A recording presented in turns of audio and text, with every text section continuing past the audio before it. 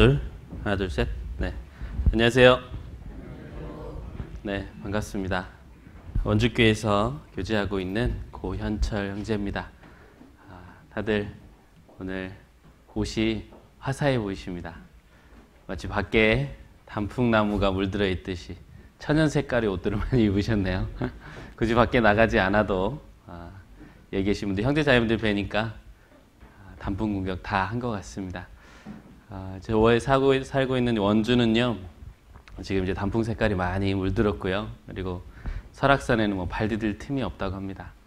사람들은 밖으로 또 들로 산으로 나가서 그 하나님 만드신 것을 보면서도요, 하나님을 알지 못합니다. 하지만 우리는 비록 이제 시간을 내서 다 보지는 못하지만 교회당 안에서 그 나무를 보아도 어떻습니까? 하나님 살아계신 것을 알고 있죠. 그래서 우리가 오히려 더 행복자며 또 하나님이 더 귀히 우리를 보고 계실 거라 생각이 됩니다. 특별히 이제 원주교회는 지금 이제 자립을 준비하고 있습니다. 한우가 유명한 고장이 있는데 혹시 아십니까? 횡성. 후포까지 소문이 났네요. 네, 한우가 유명한 횡성 지역에 자립을 준비하고 있습니다. 지난 6월부터 건축을 시작을 했고요. 지금 이제 뼈대는 다 세워지고 인테리어만 남았습니다. 그래서 11월 중순 전에 아마 이제 준공이 될 것 같습니다. 그러면 이제 내년부터는 이제 새롭게 횡성 지역에 우리 형제 자매들이 출발하시게 됩니다. 약 한 40여 분 정도 지금 자립을 준비하고 계신데요. 생각나실 때마다 기도해 주시고 입당 소식이 들리거든 그때 또 시간 되시면 참여해 주시고 기도 많이 해 주시면 감사하겠습니다. 예, 그러면 잠깐 기도하고 또 같이 말씀 나누도록 하겠습니다. 사랑과 은혜가 풍성하신 거룩하신 아버지 하나님 감사합니다. 영원히 멸망받아 마땅한 저희를 주님의 귀하신 보혈로 구원하시고 또 주님의 몸된 교회 가운데 붙드시며 지체 삼아주시고 또 일꾼 삼아주심에 감사드립니다. 저희들 더욱 주 안에서 수고하고 또 주님을 위해서 헌신된 삶을 살아갈 수 있도록 도와주시고 항상 우리의 삶 가운데서 하나님이 주신 그 귀한 은혜를 기억하며 은혜에 보답하는 삶을 살아가도록 도와주시옵소서. 주님이 허락하신 이 마지막 시대에 또 주님이 가장 원하시는 영혼 전도의 일을 저희들이 맡고 있습니다. 한 영혼 한 영혼을 더욱 귀히 여기고 또 부지런히 그들을 전도하기 위해 우리의 발이 움직일 수 있도록 도와주시고 또 아름다운 소식을 전하는 자가 되도록 도우셔서 주님이 원하시는 그 마지막 때에 많은 영혼들이 주님의 품으로 돌아올 수 있도록 도와주시옵소서. 특별히 또 우리 후포 지역에 하나님 교회를 세워주셨고 또 형제 자매님들을 불러 세워주셨습니다. 주님께서 더욱 이곳에 함께 하셔서 후포 지역에 이뤄진 영혼들을 주님의 말씀 가운데로 붙들어 주시고 또 앞선 구원받은 형제 자매님들의 수고와 헌신 가운데 이 복음이 더욱 널리 전파될 수 있도록 주님 끝까지 동행해 주시옵소서. 우리 가운데 더욱 말씀으로 또 주 안에서 하나 되게 하시고 주변에 또 이뤄진 영혼과 또 주 안에서 연약하고 또 병든 지체들이 있는 줄 압니다. 그 영혼들까지도 우리가 더욱 보살피고 또 주 안에 함께 할 수 있도록 도와주시옵소서. 또 오늘 주일 아침입니다. 하나님이 또 한 주간 살아가실 수 있는 그 힘을 오늘 이 시간을 통해서 공급하여 주시고 말씀으로 저희들의 마음을 더욱 굳게 붙드셔서 하나님 안에서 항상 살아갈 수 있도록 도와주시옵소서. 오늘 이 시간 온전히 아버지 하나님께만 의지하오며 언제나 우리를 사랑하시는 고마우신 예수님 이름으로 기도드렸습니다. 아멘. 네, 성경 예레미야 찾겠습니다. 예레미야 17장입니다.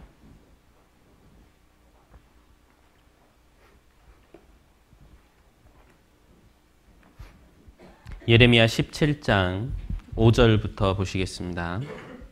구약 성경 1077페이지입니다. 예레미야 17장입니다. 예레미야 17장 5절부터 보시겠습니다.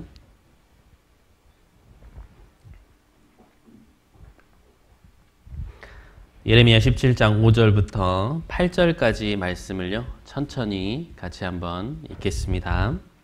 나 여호와가 이같이 말하노라. 무릇 사람을 믿으며 혈육으로 그 권력을 삼고 마음이 여호와에게서 떠난 그 사람은 저주를 받을 것이라. 그는 사막의 떨기나무 같아서 좋은 일에 오는 것을 보지 못하고 광야 간조한 곳 건건한 땅 사람이 거하지 않은 땅에 거하리라.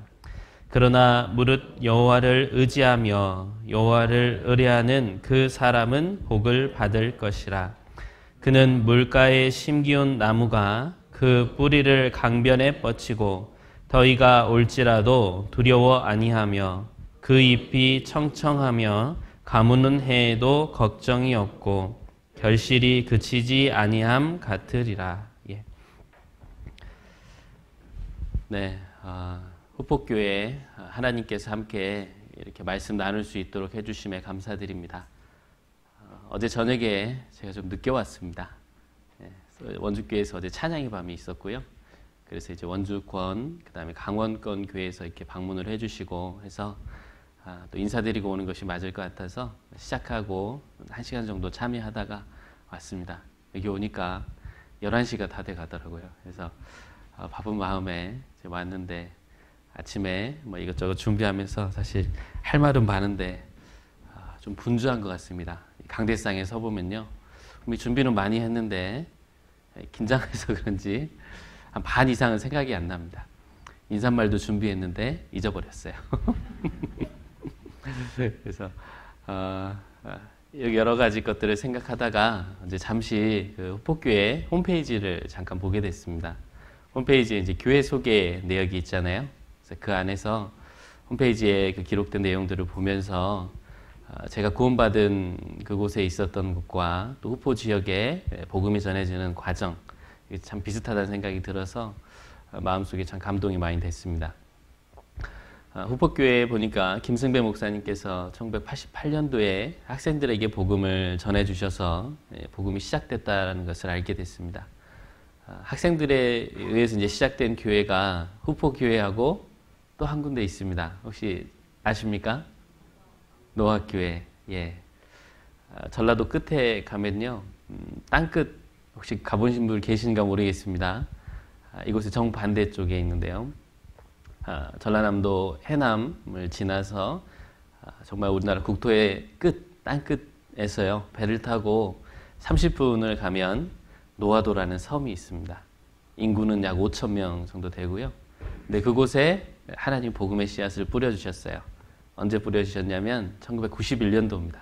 후포보다 한 3년 뒤에 중학교에 선생님이 이렇게 부임하셔가지고 선생님이 이제 그 복음을 전해주셨고 학생들이 똑같이 구원을 받았습니다. 그 선생님이 이제 복음을 전파해 주신 이후에 점점점 학생들이 늘어가고 20명에서 한 30명 정도까지 늘었을 즈음에 이 선생님들은 부임지를 계속 옮기잖아요. 발령을 받게 되잖아요. 그래서 선생님이 이제 발령을 받아서 다른 곳으로 가게 되면서 조금 주춤했다가 1996년도에 또 하나님께서 또 선생님 한 분을 또 보내주셨습니다. 그래서 그 학생들이 또 신앙 안에서 이렇게 복음을 지키던 중에 그 선생님이 오셔서 또 신앙이 한번 좀 성장을 하게 되고, 그리고 그때 어른들을 모시고 이제 집회를 처음으로 하게 됩니다. 광주교회에 계셨던 이제 지금은 이제 김영훈 목사님이신데요. 목사님이 오셔가지고 말씀을 전해주시고 또 그 말씀 전해주신 걸 통해서 어른들이 구원받고 그때 저도 구원을 받았습니다. 그때 이제 1997년도고요. 그래서 이제 복음의 시작을 보니까 비슷한 것 같아요. 또 지금 교제하고 있는 모습도 비슷한 것 같습니다. 그때 구원받은 자매님들이 노아 교회 참 어려움을 알고 고등학교 이제 졸업하면 대부분 이제 무트로 나가거든요. 아마 후포도 비슷할 겁니다. 그렇죠? 고등학교 졸업하면 이제 외지로 학생들이 많이 나가잖아요. 근데 그때 구원받았던 학생들이 다시 외지에 나갔다가 그들끼리 이제 뭐라고 교제를 했냐면, 우리가 장성에서 학교를 졸업하고 직장을 갖게 되는 시기가 오면 노아로 다시 오자. 그래서 교회를 다시금 같이 세우자. 이런 기도를 하게 됐고, 그 학생들이 다시 돌아왔습니다. 시집을 갔다가도 남편을 데리고 다시 들어갔어요. 노아교회 좀 특별한 교회입니다. 그만큼 교회라고 하는 것이 얼마나 중요한지를 깨닫게 되는 거예요. 그렇죠? 아마 후포도 학생들만 있을 때 전도를 해야 되고 교제를 해야 하는데 장소가 없어서 아마 이리저리 떠돌아다녔다라고 말씀을 드렸습니다. 때로는 바닷가에서, 때로는 또 잔디밭에서. 노아교회에 있었던 그 학생들도 똑같습니다. 교제할 곳이 없고 선생님이 안 계시니까요. 이제 중심점이 없잖아요. 그래서 신앙은 이제 지켜야 하겠는데 할 수 있는 방법이 없기 때문에 학교가 끝나고 나면 토요일 날 오후에 그 병원 잔디밭에 앉아서 도란도란 앉아서 교제를 나눴습니다. 그런데 그것이 학생들의 모임인 줄 알았더니 거기가 성경책이 펴 있고 앉아서 뭐 얘기하고 이런 것들이 어른들의 모습 보기에 좋지 않았던 거예요. 그래서 이때 부모님들한테 그것이 사실이 알려지게 되고 핍박을 하면서 굉장히 어렵게 교제를 했다고 합니다. 그때서 저는 이제 너무 어렸었기 때문에요. 그 중심에는 서 있지 않았고 그냥 부모님 따라서 이제 교회만 다녔을 당시였으니까요. 근데 그런 가운데 교회가 세워지고 차근차근 성장해가는 모습을 보았을 때 교회의 소중함을 깨닫게 된 겁니다. 그렇죠? 이 복음의 씨앗이 정말로 작습니다. 겨자씨 안 할 만한 믿음. 그러니까 어린 아이들이지만 학생들이지만요. 요즘 뭐 중고등학생 학생들 보면 신앙 안에서 우리가 챙겨야 할 것이 너무나 많잖아요. 하지만 그 어린 학생들도 이 생명이라고 하는 것이 마음속에 들어가면 하나님이 그것을 통해서 역사하신다라는 겁니다. 그래서 이 복음에는 어린아이와 어른이 없습니다. 생명을 갖고 있는 그 한 사람, 주님을 위해서 수고하고자 하는 그 한 사람이 주 앞에 딱 받쳐지면 그 사람들을 하나님이 쓰시는 겁니다. 그래서 우리 교회가 세워진 거, 이거 우리가 이 자리에 앉아있지만요, 교회가 세워지기까지의 그 과정들에 함께 하신 분들을 보면 우리 교회가 얼마나 소중한지를 알게 되는 겁니다. 그래서 그 학생들이 떠돌아다니면서 핍박을 받고 했던 중에 이제 부모님들이 구원을 받게 되고 이제 97년도에 교회당 자리 하나를 마련했습니다. 그곳이 갔는데 제가 깜짝 놀랐어요. 어린 나이에 아직도 그 처음 그 선교원을 들어갔을 때가 잊혀지지 않습니다. 왜냐하면 그곳이 옛 다방 자리예요. 교회당에 샹들리에 조명이 있습니다. 곳곳에 테이블도 있고 깜짝 놀랐어요. 그래서 이런 곳에 어떻게 교회를, 사실 이제 시골 교회들은 보면 대부분 교회당이 있잖아요. 목사님도 있고 이제 일반 교회들. 근데 이제 저희 교회는 이제 작게 시작했기 때문에 그 허름한 곳에서 시작을 한 겁니다. 남들이 그 다방으로서 죄를 짓는 곳에 머물렀던 그 자리에 교회당이 역설적으로 세워졌다는 거죠. 선교원으로서 이제 임대를 살다가 2001년도에 이제 건축을 하게 됩니다. 그래서 건축 가운데 주님이 함께 하셨고 멋진 교회당을 세워 주셨어요. 그래서 그 이제 노화는 이제 읍이거든요. 그래서 읍에 읍내 이제 좋은 위치에 이 읍내가 이제 읍내에서 바라보면 산 중턱쯤에 교회당이 있습니다. 그러니까 읍내 중에서도 가장 저렴하고 전망 좋은 곳을 하나님이 허락하셔가지고 그곳에 교회당을 세우게 됐습니다. 제가 이제 97년에 구원받으면서 선교원이 세워지고 그 다음에 이제 목사님 부임하시고 그리고 본 교회당 건축까지 이제 함께 하다가 이제 서울교회에서 저는 신앙생활을 했고요. 특별히 이제 건축하면서 좀 기억에 남는 것은 하나님께서 저희에게 생명의 근원이 되시고 또 생수의 근원이 되시잖아요. 이 섬 지역에는 물이 귀합니다. 그런데 그 교회당을 세우고 나면 상수도가 그때는 없었던 때거든요. 물이 필요하잖아요. 그래서 이 물을 어떻게 하면 좀 공급할 수 있을까? 방법은 딱 하나입니다. 샘을 파는 거예요. 지하수 파는 거. 그때 이제 그 목사님께서 우리에게 지하수 자리가 필요한데 물도 필요하고 하니까 기도를 좀 해보자. 그래서 하나님이 우리에게 반석을 쳐서 성경에서 물을 주셨듯이 우리에게 기도하면 주실 것이다. 그래서 가장 좋은 위치, 이곳에 우물이 있었으면 좋겠다라고 말씀하시면서 나주교회 형제님에게 부탁하셔가지고 우물을 파게 됐습니다. 그날이 토요일이거든요. 제가 이제 고3 때였는데요. 고3 이제 공부가 끝나고 교회당 건축하러 이제 갔었습니다. 근데 가서 이제 보니까 이제 그 큰 기계하고 함께 이제 거기서 이제 구멍을 뚫기 시작하는 거예요. 지하수를 찾기 위해서. 근데 그 언덕이고요. 염소들이 뛰놀았던 그 반석 위입니다.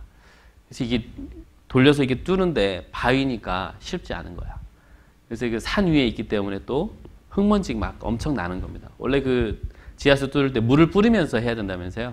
그 먼지가 안 나게. 그런데 물이 없기 때문에 그냥 시작한 겁니다. 그러니까 그 돌가루가 연기처럼 이제 막 산 위를 덮었어요. 아래서는 난리가 났습니다. 왜 난리 났을까요? 공사하다가 불난주를 한 거예요. 그래가지고 119에 신고를 했습니다. 아니 저기 교회당 건축한다고 하는데 저곳에 불난 것 같다고. 흰 연기가 막 온 산을 뒤집은 겁니다. 그래가지고 큰일 났다고 119에서 이제 소방차가 출동을 했습니다. 그래서 와서 보니까 뭐 하고 있어요? 지하수 파고 있어요. 소방대원들이 이러면서 돌아갔습니다. 정신 없다는 거죠. 세상에 저곳에 우물 파면 물이 나오겠느냐고. 그리고 바다하고 있는 거리가 한 30m밖에 안 됩니다. 바로 바다가 보이거든요. 저곳에 물이 날까 하면서 혀를 차면서 돌아갔어요. 저도 그 모습을 봤습니다. 생생합니다. 하지만 기적적으로 그 사람들 돌아간 이후에요. 그 속에서 물이 터져 나왔어요. 생수가 터져 나왔습니다. 그래서 그 생수를 잘 이렇게 약수터처럼 꾸며가지고 읍내 사람들이 이제 물 들어올 수 있게끔 이렇게 준비도 해놓고 그렇게 했던 기억이 납니다. 그래서 아마 이제 후포교회도 세워지기까지 하나님께 주신 많은 은혜들이 있을 겁니다.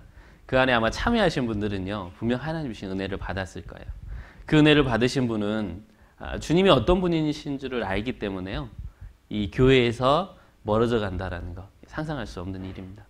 그래서 우리가 교회 안에 있으면서 하나님과 함께 할 때, 하나님과 동행할 때, 복음을 위해서 수고할 때 하나님이 나와 함께 하시는 그 귀한 역사들 가운데 동참하시는 분, 그분은 하나님께 큰 은혜를 받을 수 있는 겁니다. 그래서 우리 각자가 신앙생활 하면서 이 교회 안에 있으면서 하나님이 우리를 통해서 역사하시고 우리를 통해 보여주시고자 하는 것들에 참여한 사람, 그 사람이 신앙 가운데 온전하고 굳게 세워지게 될 겁니다. 그래서 잠깐 이제 제가 구원받았던 그 상황들을 좀 말씀을 드렸고, 후포교회 또 그리고 노아교회, 저도 그곳에서 있으면서 그 학생들이 참 신앙생활하면서 전도를 하는 것에 감사가 되고, 또 귀한 곳에서 또 선교원에서부터 교회당 지어질 때까지 참여한 것에 또 감사가 됩니다. 그것이 모든 것이 주님의 은혜였다라는 것을 알고 있기 때문에 지금까지 또 교회 안에서 함께 신앙생활을 할 수 있었던 계기가 되었다라고 생각합니다. 그래서 후포교회에서도 잊지 않고 계속해서 기억하겠습니다. 주님 안에서 또 복음이 힘있게 전해질 수 있었으면 좋겠습니다. 예, 그러면 오늘 이제 본문 예레미야 17장을 잠깐 보시겠습니다. 우리가 이제 오늘 예레미야 17장을 통해서 함께 교훈을 받고자 합니다. 오늘 그래서 주제를요, 나무를 통한 교훈 이렇게 잡아봤습니다. 예레미야 17장 5절부터 8절까지에 하나님께서 두 나무를 가지고 인생들을 비유하고 계십니다. 첫째 우리가 주목해야 할 나무는 사막의 떨기나무입니다. 자, 6절 보시겠습니다. 그는 사막의 떨기나무 같아서 좋은 일에 오는 것을 보지 못하고 광야 간조한 곳 건건한 땅 사람이 거하지 않은 땅에 거하리라. 하나님이 이 세상에 살고 있는 두 부류의 사람 중에 한 부류를 이렇게 정의하셨어요. 사막의 떨기나무. 사막의 떨기나무 같다. 사막에는요, 나무가 많지 않습니다. 근데 이 떨기나무는 약간 버드나무와 같이요, 줄기를 길게 늘어뜨린 나무예요. 그런데 사막 가운데 있으니까 잎이 파랗고 청청해야 하는데 무엇을 덮고 있을까요? 먼지를 뒤집어 쓰고 있는 겁니다. 그러니까 사람이 보기에 초라하고 볼품이 없는 거예요. 그래서 구원받지 않은 사람이 이에 해당하는 겁니다. 사막의 떨기나무. 근데 구원받은 사람은 뭐라고 말씀을 하셨냐면요, 8절에 그는 물가에 심기운 나무가, 자, 이렇게 말씀을 하고 있습니다. 구원받지 않은 사람은 사막의 떨기나무와 같은 존재다. 하지만 구원받은 사람은 물가에 심기운 나무라고 했습니다. 자, 완전한 대조된 그런 삶을 사는 거죠. 자, 사막의 떨기나무 같은 사람들이 어떻게 사는지를 5절부터 상세하게 설명을 하고 계십니다. 5절 보겠습니다. 나 여호와가 이같이 말하노라. 무릇 사람을 믿으며 혈육으로 권력을 삼고 자, 하나님을 믿지 않은 이 사막의 떨기나무 같은 사람들의 특징이 무엇이냐면요. 사람을 믿어요. 예, 하나님을 의지하지 않습니다. 사람만이 자신의 의지가 되는 거예요. 그래서 어떻게 하느냐? 혈육으로 그 권력을 삼는 겁니다.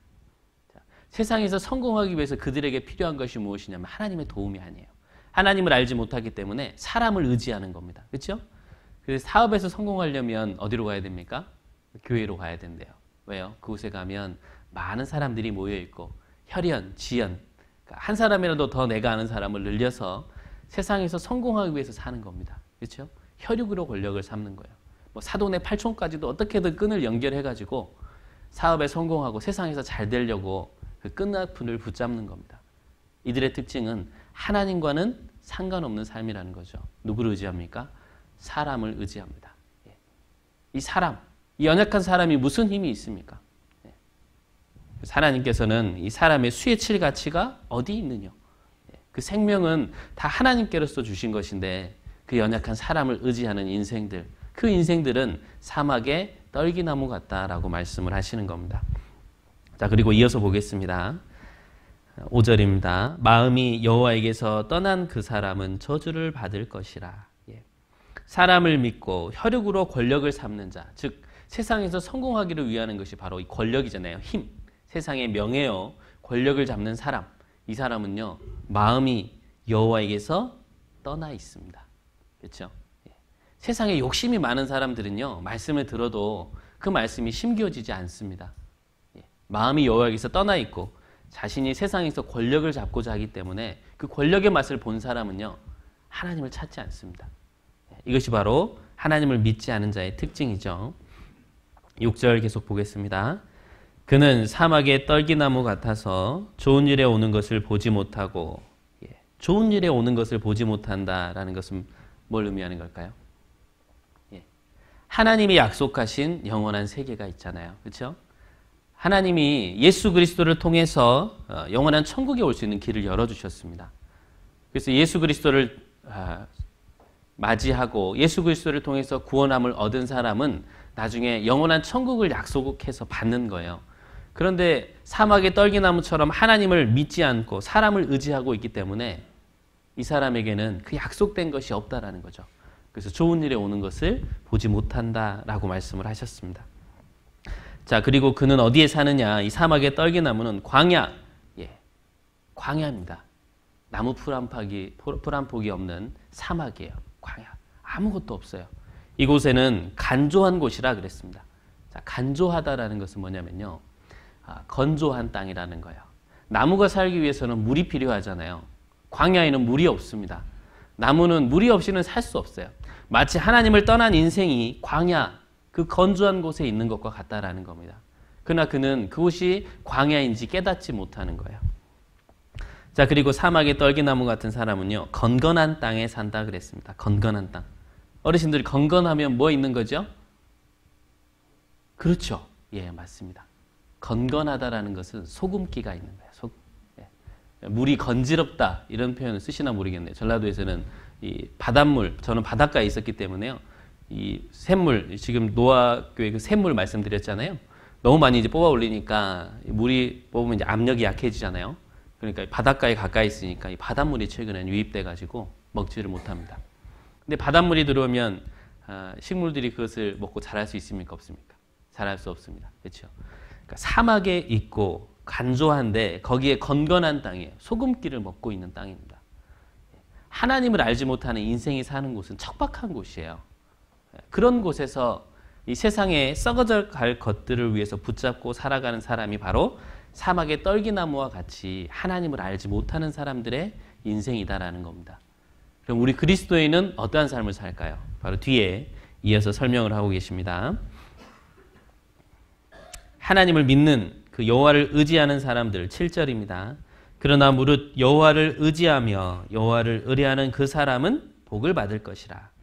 사막의 떨기나무 같은 사람은요, 사람을 의지한다 그랬습니다. 그런데 여호와를 의뢰하는 그 사람이 바로 물가에 심기운 나무다라고 말씀을 하고 있는 거예요. 자, 그리스도인들은 물가에 심기운 나무입니다. 생명의 근원 대신 하나님을 의지하는 사람. 그래서 그러나 무릇 여호와를 의지하며 여호와를 의뢰하는 그 사람은 무엇을 받습니까? 복을 받는 거예요. 예. 복을 받는 인생은 여호와 하나님을 아는 인생입니다. 자, 여기 앉아 계신 분들은 다 여호와 하나님을 잘 알고 계시죠? 예. 그 하나님을 아셨기 때문에 이 자리에 계실 겁니다. 이 자리에 앉아 계신 우리 형제 자매님들이 세상 사람과 다른 것은 무엇이냐면 우리는 하나님을 첫 번째로 의지하는 사람이라는 겁니다. 하나님을 의지하는 자, 그는 복을 받을 겁니다. 비록 지금 내 인생이 하나님 앞에 비록 보잘것이 없고 세상적으로 보기에 연약하고 부족한 사람일지라도요, 결국에 약속된 것은 뭡니까? 영원한 천국이에요. 이 땅 가운데 있는 것은 70년, 80년 인생입니다. 그렇지만 하나님이 약속하신 복은요, 영원한 세계입니다. 그 가운데서 우리는 하나님의 아들로서 왕노릇하게 되는 거예요. 이 세상은 잠시 잠깐이라 말씀하셨습니다. 그래서 우리 하나님이 약속하신 그 복을 기다리는 사람이 바로 물가에 심기운 나무다라고 말씀을 하셨습니다. 8절에 그는 물가에 심기운 나무가 그 뿌리를 강변에 뻗치고 더위가 올지라도 두려워 아니하며 그 잎이 청청하며 가무는 해도 걱정이 없고 결실이 그치지 아니함 같으리라. 예. 우리는 물가에 심기운 나무 같은 거예요. 사막의 떨기나무는 건조한 곳, 물이 없는 곳에 있는 겁니다. 건건한 땅이에요. 열매 맺을 수 없는 곳이죠. 그렇지만 우리는 생명의 근원 되시고 생수의 근원 되시는 하나님 앞에 있는 겁니다. 그런 우리가 하나님 뭐라고 말씀하셨냐? 뿌리를 강변에 뻗치는 거예요. 마르지 않는 강이 우리 앞에 있습니다. 우리가 뿌리를 강변에 뻗치면 더위가 올지라도 뭐라고 하셨습니까? 두려워 아니한다 그랬어요. 그 잎이 청청합니다. 더위가 와도요, 물가에 심기운 나무는요, 파릇파릇하고 죽어갈 염려가 없습니다. 시들시들할 이유가 없는 거예요. 왜냐하면 물이 항상 공급이 되기 때문에 그렇습니다. 우리 그리스도인이 그와 같습니다. 그런데 우리가 물가에 심기운 나무임에도 불구하고 우리가 그렇게 생각지 못할 때가 많다라는 거예요. 그렇죠?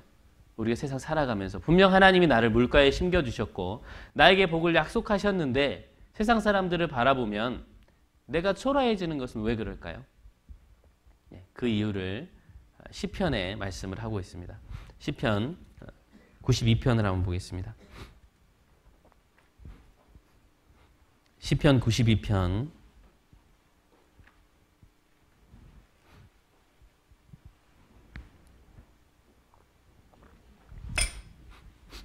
시편 92편입니다. 7절 구약 870페이지입니다. 시편 92편 7절입니다. 7절 같이 읽겠습니다.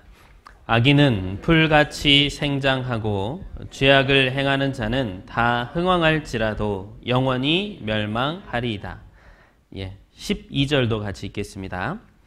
의인은 종려나무같이 번성하며 레바논의 백향목같이 발육하리로다. 자, 여기도 보시면 인생을 두 가지로 비유를 하셨죠. 첫 번째, 악인은 뭐 같다고 하셨습니까?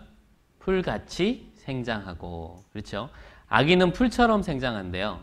그런데 12절에 의인은 무엇 같다 하셨습니까?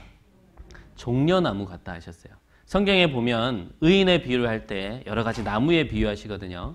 근데 이 종려나무에 비유하신 이유가 뭐냐면요. 이 종려나무는 열매를 많이 맺는 나무입니다. 요즘 이제 우리 주변에 보면 대추나무 많이 있죠. 이 종려나무가 이제 대추 야자과에 속하는데요. 열매를 많이 맺기로 유명합니다.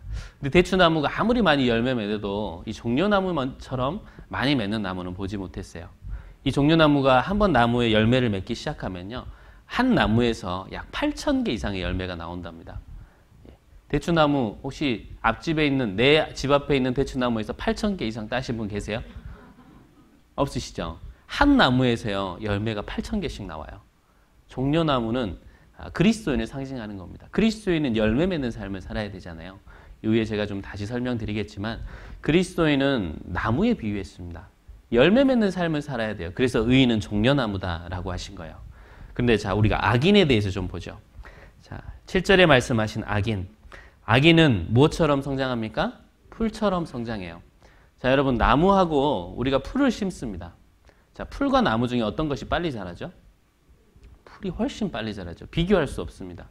풀은요 2, 3주 지나면 막 키 높이도 크는 그런 풀들이 있습니다. 근데 나무는요 이 성장 속도가 더뎌요. 1년, 2년, 3년 해봐야 한 요만큼 자랍니다. 그렇죠? 10년, 20년, 30년 오래될수록 나무는 커지는 거잖아요. 그렇죠? 자, 우리가 세상 가운데 분명 하나님이 물가에 심겨온 나무라고 했습니다. 그런데 세상 가운데서도 왜 내가 하나님이 주신 약속과 그 말씀을 듣고도 세상 가운데 나에게 내가 의인이며 종려나무다라는 것을 왜 인지하지 못할까? 예, 그것은요. 풀처럼 자라는 이 악한 세대의 악인들을 보기 때문에 그런 거예요. 자, 우리는 나무입니다.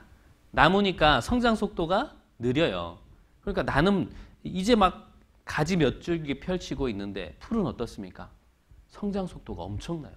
이만한 교회당만한 밭에 풀씨를 뿌리면 어떻습니까? 2, 3일 지나면요. 파란 싹이 올라오죠? 그리고 막 키 높이까지 크는 풀들이 있습니다. 예, 풀은 성장 속도가 빠르다라는 거예요. 그러니까 눈에 우리가 현혹되는 겁니다. 악인이 잘 되는 것, 우리가 때로는 부럽게 본다라는 사실이죠. 악인은 풀처럼 성장하거든요. 화려한 삶을 살았으면 좋겠는데 세상 사람들이 풀과 같아요. 그래서 너무나 무성하게 잘 자라는 겁니다. 순식간에. 그런데 우리는 나무라서 성장 속도가 더디거든요. 그러니까 세상의 화려한 것을 보니까 그리스도의 눈이 멀어버린 겁니다. 하나님께 주목해야 함에도 불구하고요. 하나님이 약속하신 그 복을 잊어버리니까 세상 가운데서 풀처럼 성장하는 인생들을 부럽게 바라보는 겁니다. 우리의 관점이 하나님께 있지 않고 세상에 향해 있을 때 내가 의인이며 물가에 심기운 나무다라는 것을 잊어버리게 되는 거예요. 그래서 잊어버렸을 때 악인이 풀처럼 성장하는 그것을 우리가 주목해서 보게 되고 부러워하게 되는 겁니다. 하지만 그들의 결국을 이렇게 말씀하셨잖아요. 7절입니다. 악인은 풀같이 생장하고 죄악을 행하는 자는 다 흥왕할지라도. 풀처럼 성장을 하고요. 죄악을 행하는 자가 세상 가운데서는 흥왕하고요. 잘 됩니다. 부러워요. 권력을 잡고 있거든요. 삶이 화려해요. 하지만 그 결국을 뭐라 하셨습니까? 영원히 멸망하리이다. 그들의 결국은 무엇이냐? 잠깐 화려하지만 풀은요. 추운 겨울이 오면 싹 사그라들어 버립니다. 악인의 삶이 그와 같다라는 거예요. 불과 몇 개월 풀처럼 성장하고 파랗게 성장하지만 겨울이 오면, 추운 겨울이 오면요. 풀은 다 사그라들어 버립니다. 악인의 결국이 바로 그와 같다라는 거예요. 악인은 풀처럼 성장하는 것이 맞습니다. 세상에서 악인들이 우리보다 더 화려한 삶을 사는 것이 맞아요. 하지만 그들의 결국을 주목해서 보라고 하시는 겁니다. 그들의 결국은요. 여기 있는 것처럼 영원히 멸망하게 되는 거예요. 이 세상에 있는 것들은 없어져 가는 것들입니다. 썩어져 가는 것들이에요. 하나님 앞에 아무것도 가지고 갈 수 없습니다. 전도자가 말씀하셨죠. 해 아래서 수고하는 수고가 너에게 무엇이 유익한고? 그것은 바람을 잡으려는 것과 같다라고 말씀하셨습니다. 우리가 바람을 잡을 수 없잖아요. 세상에서 뭔가 내 물질, 내 집, 내 소유 이런 것들을 잡으려고 계속해서 노력하지만 결국은 아무것도 가지고 갈 수 없다라는 거. 다 아시잖아요. 알면서도 세상을 바라보면 우리가 어떻습니까? 풀처럼 잘 되는 그 인생들이 부럽게만 보인다라는 거예요. 그러나 하나님은 그 자라나는 그것을, 흥왕하는 그것을 부러워하지 말고 하나님 편에서 우리가 바라볼 수 있게끔 말씀을 하시는 겁니다. 그래서 12절에 의인은 종려나무같이 번성하며, 의인은 종려나무처럼 열매 맺는 삶을 살아야 되는 겁니다. 그리고 레바논의 백향목같이 발육하리로다. 레바논의 백향목이라 그랬어요. 이 백향목 성경 안에서 많이 등장하잖아요. 근데 이 백향목도 의인을 상징하는 나무입니다. 이 백향목은 향기를 내는 나무예요. 이 향기를 퍼뜨리면요 4km까지 이 냄새가 난답니다. 우리 그리스도인은 의인의 삶이며 종려나무처럼 열매를 맺고 백향목처럼 향기를 내는 나무가 돼야 돼요. 하나님은 이 세상에서 우리를 부하고 흥왕하게 하시겠다라고 약속하신 것이 아닙니다. 영원한 천국에서 우리가 왕노릇할 거라고 하셨습니다. 이 세상 가운데서는 우리가 조금 부족하고 연약한 지체인 거예요. 하지만 잠깐 후면 우리는 종려나무처럼 백향목처럼 아름다운 삶을 살게 되는 겁니다. 자, 그래서 13절에 여호와의 집에 심겼으며 우리 하나님의 공정에서 흥왕하리로다. 자, 우리는 사막의 떨기나무와 같은 존재들이었습니다. 근데 그런 우리를요, 하나님께서 옮겨 심으셨다라는 거죠. 여호와의 집에 심겼으며. 우리가 원래부터 여호와의 집에 있었던 것이 아니라 사막에 있었던 우리를 하나님이 그리스도의 피로 사셨고 우리를 하나님의 집으로 옮겨주셨어요. 의도적으로 옮기셨다라는 겁니다. 우리가 사막 한가운데서 물 없이 살았던 인생입니다. 건조한 땅, 소금기 있는 땅, 그 땅에 있었던 나무가 풀처럼 살았던 우리가 이제는 하나님의 집에서요, 완전한 자로 다시금 살게 되는 겁니다. 그래서 여호와의 집과 하나님의 궁정에서 흥왕하리로다. 14절 15절은 같이 읽겠습니다. 늙어도 결실하며 진액이 풍족하고 빛이 청청하여 여호와의 정직하심을 나타내리로다. 여호와는 나의 바위시라. 그에게는 불의가 없도다. 여호와의 집에 심기운 자의 특징은 14절에 나와 있죠. 늙어도 결실하게 되는 겁니다. 의인을 상징하는 종려나무와 백향목들은요, 수명이 1000년 이상 되는 나무들이 있답니다. 보통의 나무보다 오래 살죠. 늙어도 결실할 수 있는 거예요. 힘이 있는 겁니다. 그리고 진액이 풍족하여 빛이 청청합니다. 물을 계속해서 공급받기 때문에 이 나무는 마르지 않는 나무가 되고 항상 푸르는 나무가 되는 겁니다. 우리 그리스도인이 그와 같은 삶을 살아야 된다라는 것을 말씀하신 거죠. 자, 그래서 이 성경 가운데 하나님께서 우리를 나무에 비유하셨습니다. 나무. 자, 우리는 나무를 통해서 몇 가지 오늘 교훈을 받고자 합니다. 내 안에서 어떤 나무로서 살아가야 하는가? 우리가 첫째로 주목해야 할 것은 뭐냐면 우리는 물가에 심기운 나무다라는 겁니다. 그것을 잊지 않으셔야 됩니다. 예레미야 다시 보겠습니다. 17장. 예레미야 17장입니다. 본문 예레미야 17장 8절 보시겠습니다. 예레미야 17장 8절입니다. 자, 같이 읽겠습니다. 그는 물가에 심기운 나무가 그 뿌리를 강변에 뻗치고 더위가 올지라도 두려워 아니하며 그 잎이 청청하며 가무는 해도 걱정이 없고 결실이 그치지 아니함 같으리라. 자, 우리는 하나님이 이 사막 가운데 있는 우리를 물가로 옮겨주셨어요. 우리 시편 92편 보셨잖아요. 방금 읽었던 말씀처럼 여호와의 집에 심겼으며, 우리는 사막 가운데 있었는데 생수의 근원 되시는 하나님 앞으로 우리가 옮겨 심은 겁니다. 사막에 있던 나무가 물가로 옮겨 심음을 당했다면 그 나무는 살까요? 죽을까요? 살죠. 왜 살까요? 생명의 근원된 물이 있기 때문에 그렇습니다. 원주교회도요, 교회당에 가면 나무들이 많이 있습니다. 2002년에 이제 원주교회를 건축을 했더라고요. 가서 보니까 벚나무가 굉장히 주변에 많이 있습니다. 저 벚나무는 누가 심었습니까? 하고 제가 여쭤봤어요.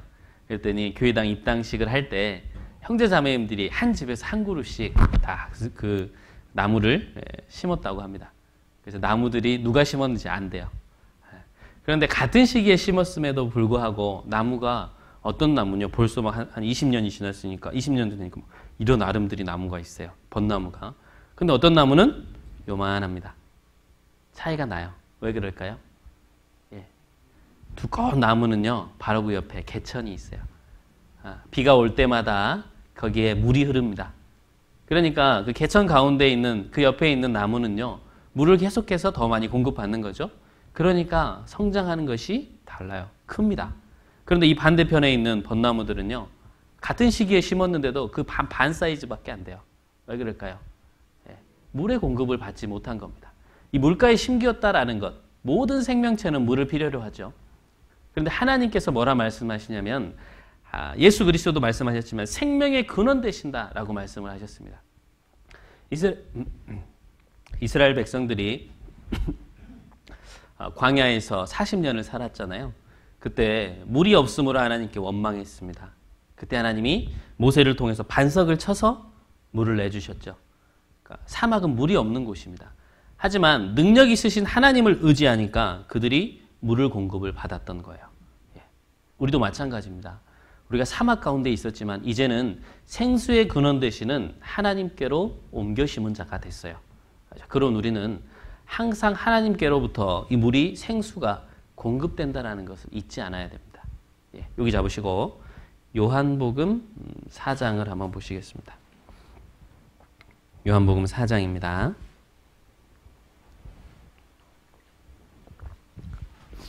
요한복음 4장 13절입니다. 요한복음 4장 13절 예수께서 대답하여 가라사대 이 물을 먹는 자마다 다시 목마르려니와 내가 주는 물을 먹는 자는 영원히 목마르지 아니하리니 나의 주는 물은 그 속에서 영생하도록 솟아나는 샘물이 되리라. 사마리아 여자와 대화하실 때 물을 좀 달라 했습니다. 근데 여자가 이렇게 말했죠. 당신은 유대인으로서 어찌 나에게 물을 달라 합니까? 그때 예수님 말씀하셨습니다. 예수께서 대답하여 가라사대 이 물을 먹는 자마다 다시 목마르려니와. 우리가 먹는 이 세상에서의 물은 먹지만 다시 갈급함이 찾아옵니다. 그렇죠? 하지만 생수의 근원 되시고 생명의 근원 되시는 예수 그리스도께서 주는 물, 그 물이 바로 14절에 나와 있죠. 내가 주는 물을 먹는 자는 영원히 목마르지 아니하리니 나와 주는 물은 그 속에서 영생하도록 솟아나는 샘물이 되리라. 예수 그리스도는 우리의 생명의 근원 되시며 영생의 근원이 되십니다.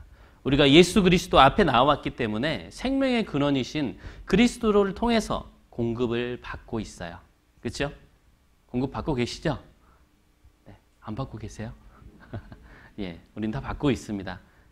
하나님이 주신 영원한 생명 그리고 복음의 근원 되시는 것들 그리고 죄 사함 이런 것들을 통해서 우리가 하나님 앞에서요 온전한 생명을 유지하고 있다라는 사실입니다. 우리는 여호와의 집에 심기운 자예요. 더위가 올지라도 걱정이 없고요. 가뭄은 해도 걱정이 없습니다. 오히려 그 잎이 청청합니다. 왜냐하면 생명의 근원이시요 생수의 근원 되시는 예수 그리스도 또 하나님께서 우리와 함께 하시기 때문에 그렇습니다. 그래서 우리는 이 하나님의 곁을 떠나지 않아야 됩니다. 하나님이 계신 곳에 머물러야만 이 생수의 근원된 이 생명의 근원 되신 것을 계속 공급받을 수 있는 겁니다. 그것이 바로 여호와의 집이며 하나님의 교회를 말씀하시는 거죠. 그래서 이 나무는 하나님으로부터 물을 공급받고 있다라고 말씀드릴 수 있겠습니다. 자, 그런 우리가 이제는 하나님의 집에 심기웠고 하나님께서 물을 계속해서 이 생명의 근원 되신 물을 공급해 주고 계십니다. 자, 우리는 이제 나무로서 살아가는데 그러면 나는 그리스도께서 심은 나무인데 어떤 나무로서 살아가야 할 것인가? 그리고 어떻게 살아야 할 것인가? 근데 우리가 하나님이 주신 자연에 보면요. 하나님이 왜 나무를 우리에게 보여주고 계시는지 그곳 가운데서 교훈을 하고 있다는 겁니다. 그 나무는 그리스도인들을 상징합니다. 그 나무들을 바라보면요. 우리가 하나님 편에서 교훈하시는 것을 공급받을 수 있다는 거예요. 자, 우리가 나무를 통해서 공급받을 수 있는, 교훈받을 수 있는 공급받을 수 있는 교훈이 무엇일까? 죄송합니다. 첫째는 협력하는 나무입니다. 협력. 나무들 잘 보십시오. 나무는요, 결코 홀로 서 있지 않습니다. 나무는 같이 있을 때 뿌리를 받고 넘어지지 않을 수 있어요. 교회도 마찬가지입니다. 우리가 하나님 안에서 함께 할 때 우리가 같이 붙들어 줄 수 있는 겁니다. 협력하는 나무. 주 안에서 수고하고 협력할 때 우리가 하나님이 정하신 온전한 나무로서 살아가는 거예요. 빌립보서를 한번 보겠습니다.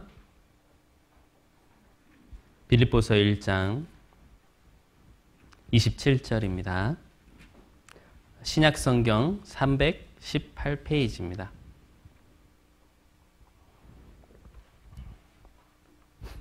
빌립보서 1장 27절. 같이 읽겠습니다. 오직 너희는 그리스도 복음에 합당하게 생활하라. 이는 내가 너희를 가보나 떠나 있으나 너희가 일심으로 서서 한 뜻으로 복음의 신앙을 위하여 협력하는 것과 오직 너희는 그리스도의 복음에 합당하게 생활하라. 이는 내가 너희를 가보나 떠나 있으나 너희가 일심으로 서서 한 뜻으로 무엇을 위해서요? 복음의 신앙을 위하여 뭘 하라 그랬습니까? 협력하는 것과. 우리가 구원받은 이후에 이 땅 가운데 남아서 신앙생활하는 이유는 복음 전하기 위함입니다. 아직 내 주변에 잃어진 영혼들이 많이 있죠. 그 영혼들을 주님의 품으로 인도하기 위해서 내가 신앙생활하는 겁니다. 그런 우리가 복음을 위해서 무엇을 해야 된다고 말씀하셨냐면 협력해야 된다라고 말씀을 하셨어요. 복음은 협력하는 겁니다. 같이 하는 거예요. 결코 혼자 할 수 없습니다. 교회가 그렇죠. 교회가 함께 해야만, 교회에서 성제자매들이 함께 해야만 복음을 전할 수 있고요. 또 주 안에서 열매를 맺을 수 있는 겁니다. 자, 우리가 그 주변에 보면 나무들이 많이 있는데요. 특별히 이 전라도 지방에 가면 대나무가 많이 있습니다. 이쪽 구포에도 혹시 대나무가 있나요? 대나무 잘 됩니까? 예. 근데 대나무는요, 그 길이가 곧고 굉장히 높이 자라죠. 근데 대나무가 자라기 위해서는 먼저는 대나무가 위로 자라는 것이 아니라 어디로 자랍니까? 아래로 자라요. 예. 보통의 대나무는 3년에서 5년은 뿌리만 내립니다. 예. 특별히 이제 극동아시아에 사는 대나무 중에 이 모소라고 하는 대나무가 있습니다. 이 대나무는요, 처음 5년 동안은요, 성장하지 않습니다. 그래서 마치 죽은 것처럼 계속 그냥 자라지 않고 머물러 있어요. 그런데 5년이 지나면요, 5년 후부터는 갑자기 하루에 5cm, 10cm씩 막 자라기 시작합니다. 예. 그 5년 동안 무엇을 준비하는 거냐? 주변의 나무들과 함께 뿌리를 깊이 내리는 겁니다. 이 대나무라고 하는 것은 곧고 길게 뻗어 있기 때문에 바람이 불면 쉽게 넘어질 수 있죠. 우리가 장대를 그냥 세워놓으면 사실 붙잡고 있기가 쉽지 않잖아요. 대나무는 긴 장대지만 바람이 불어도 잘 넘어지지 않습니다. 넘어지지 않는 비결이 무엇이냐? 바로 뿌리를 깊이 내리고 또 혼자 있는 게 아니죠. 대나무는 항상 군락을 형성하고 있습니다. 그렇죠? 뿌리가 서로를 잡아주고 있다는 거예요. 그러니까 넘어지지 않는 겁니다. 우리가 주님 안에서 수고하고 헌신하는 교회 생활도 그와 같다라는 거예요. 복음을 위해서 열매가 맺어지기 위해서는 우리가 마음을 하나로 모아서 뿌리를 잡아줘야 된다는 겁니다. 이 세상은요, 바람이 계속 불어요. 그래서 우리를 넘어뜨리려고 하는 겁니다. 마귀가 불화살도 쏘고 또 태풍도 몰고 와서 바람이 불면 넘어지게끔 하는 거예요. 하지만 그 거센 비바람에도 대나무가 넘어지지 않고 잘 자랄 수 있는 것은 바로 뿌리가 있기 때문에 그렇습니다. 뿌리. 서로 딱 얽혀서 잡아줘야만 이 나무가 넘어지지 않는 거예요. 우리가 복음을 위해서 수고하고 있습니다. 그런 우리가 서로를 붙잡아줘야 할 대상인 거예요. 근데 우리가 때로 비판하고 원망하고 누구를 위해서 누구를 비난하거나 이런다면 그것은 협력하는 자세가 되지 않는 겁니다. 하나님이 원하시는 것은 이 빌립보서 1장 27절 말씀처럼 한 뜻으로 복음의 신앙을 위해서 협력하는 것. 그리스도인의 존재 이유는 복음을 전하기 위해서입니다. 우리가 그 일을 위해서 협력하고 한 뜻이라 그랬죠. 마음이 하나가 되는 거예요. 그때 주님께서 나를 통해 역사하시는 겁니다. 자, 우리가 성경 강연할 때 보는 나무 중에 세콰이어 나무, 또 잘 아시죠? 그 나무랑 또 비슷한 나무가 있습니다. 레드우드라는 나무예요. 이 레드우드라는 나무는요, 대나무하고는 좀 다르게 뿌리가 깊지 않습니다. 그런데 나무가 막 100m, 120m까지 자라잖아요. 그렇죠? 근데 이 나무는 뿌리가 깊지 않기 때문에 서로가요, 꽉 대나무처럼 잡아주는 거예요. 뿌리를 깊이 내린다기보다는 딱 서로를 딱 지탱하고 잡아주는 겁니다. 그래서 이 나무도 보면 군락을 형성하고 있어요. 같이 사는 겁니다. 그렇죠? 함께 하기 때문에 100m, 120m 되는 나무가 넘어지지 않는 거예요. 근데 우리가 태풍에 넘어지는 나무들 보면 뿌리가 깊지 않은 걸 알 수 있어요. 그렇죠? 그리고 그 나무들은 대부분 가로수입니다. 가로수는 심을 때 뿌리가 넓지 않고 밑둥이 이렇게 동그랗게 돼 있잖아요. 그러니까 이거를 뿌리를 깊이 내리지 못하니까 넘어지는 거예요. 그리고 혼자 있습니다. 그래서 비바람이 불면 쉽게 넘어진다라는 사실이에요. 근데 이 빌립보 교회는 하나님 앞에서요, 복음의 한 뜻, 복음을 위해서 마음을 모았고 협력했습니다. 그래서 사도 바울이 옥중에서 이 서신을 보내지만 이 빌립보 교회를 생각할 때마다 기쁨이 있었던 거예요. 복음을 위해서 항상 수고하고 있기 때문에 그렇습니다. 1장 3절을 보겠습니다. 내가 너희를 생각할 때마다 나의 하나님께 감사하며 간구할 때마다 너희 무리를 위하여 기쁨으로 항상 간구함은 첫날부터 이제까지 복음에서 너희가 교제함을 인함이라. 이 빌립보 교회는 사도 바울이 선교 여행을 하던 중에 2차 선교 여행을 하던 중에 자주장사라고 하는 루디아 여인이 구원을 받게 되고 이 여인을 통해서 유럽에 처음으로 세워진 교회입니다. 그래서 유럽에 복음이 전파되는데 정말 핵심적인 역할을 했던 교회거든요. 그런데 바울이 이 첫날부터 이제까지 너희가 복음에서 교제함을 인함이라. 첫날, 즉 바울이 복음을 전해준 그 날부터요. 이 편지를 쓰게 되는 이 시점까지 복음에서 지금도 수고하고 있다라는 거예요. 마음을 모으고 한 뜻으로서 수고하고 있다라는 겁니다. 바울이 복음을 전하고 지금 편지를 쓰기까지 이 시간이 약 10년이라는 세월이 지났거든요. 옥중에서 편지를 보냈는데 이 빌립보 교회가 흔들리지 않고 주 안에서 수고하고 헌신하고 복음을 위해서 마음을 모으고 있는 겁니다. 그러니까 그들을 생각할 때 항상 기쁜 거예요. 그리고 기쁨으로 하나님께 간구함이 되는 겁니다. 왜냐하면 마음이 복음 안에서 모여 있었거든요. 우리도 마찬가지입니다. 주님께서 가장 기뻐하시는 것은 구원받은 우리가 마음을 하나로 모으고 이 안에서 복음을 전하기 위해서 수고하는 거예요. 그리고 열매를 맺었을 때 하나님이 기뻐하신다라는 사실입니다. 복음이 전해지기 위해서는 먼저 구원받은 자들의 합력하는 마음이 필요하다라는 거예요. 합력. 마음을 모으는 겁니다. 마음을 모으는 비결이 무엇입니까? 너희가 27절에 너희가 일심으로 서서 한 마음입니다. 복음 외에는 다른 걸 생각지 않는 거예요.